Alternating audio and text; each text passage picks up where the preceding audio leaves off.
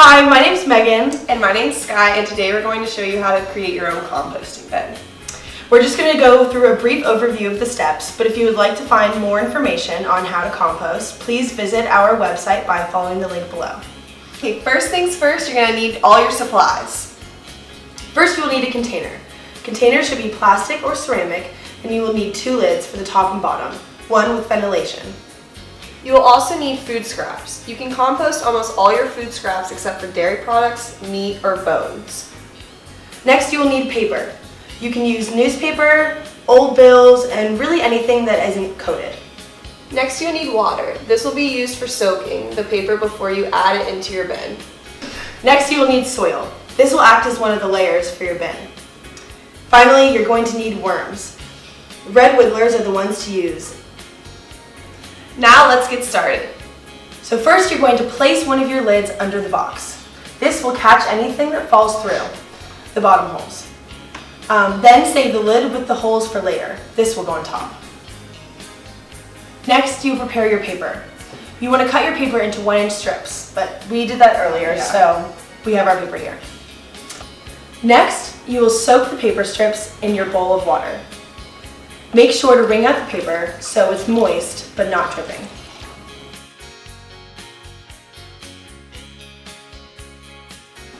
Now you will begin adding paper to your bin. Put about half of your paper shreds in the bottom and fill the container about 1/3 of the way. Now it's time to add the worms. Once you add your worms, allow them to sit in sunlight for a bit so they can burrow into the paper.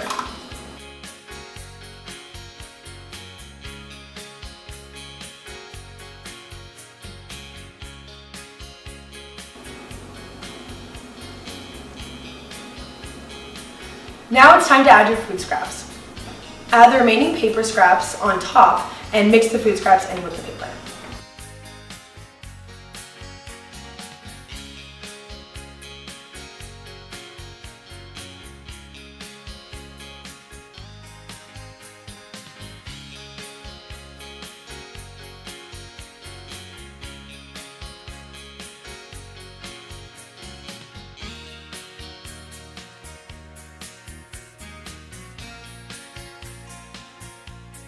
And there you have it.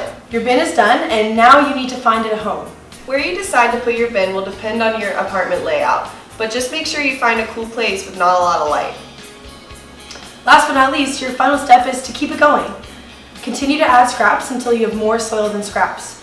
Let the mix sit until all the scraps have fully composted. Scoop out the compost, but leave the worms, and start again. So that's pretty much all it takes. It's surprisingly simple for college students living in an apartment.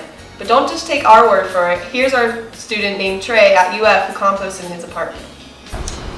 I mean, I learned that it's really not too hard. As long as you come together and you want to do something, it's really easy, and you can kind of reduce your environmental impact at the same time, as well as doing something for yourself in the future.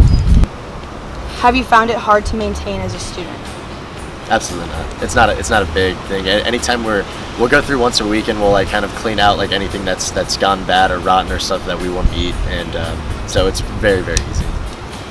Anytime you want to think in terms of the whole earth or spirituality connected with the earth, you that kind of comes back to it, is that you want to be able to kind of see that process and kind of live back into it. We haven't been able to use the fertilizer that we've been creating yet, but when we do and we have that first crop where we get to eat the food that we've created or at least helped grow, I think that's when we'll finally feel that full circle effect that we've been looking for. So thank you guys so much for tuning in. We hope you're ready to build your own composting bin, and have a great rest of your day.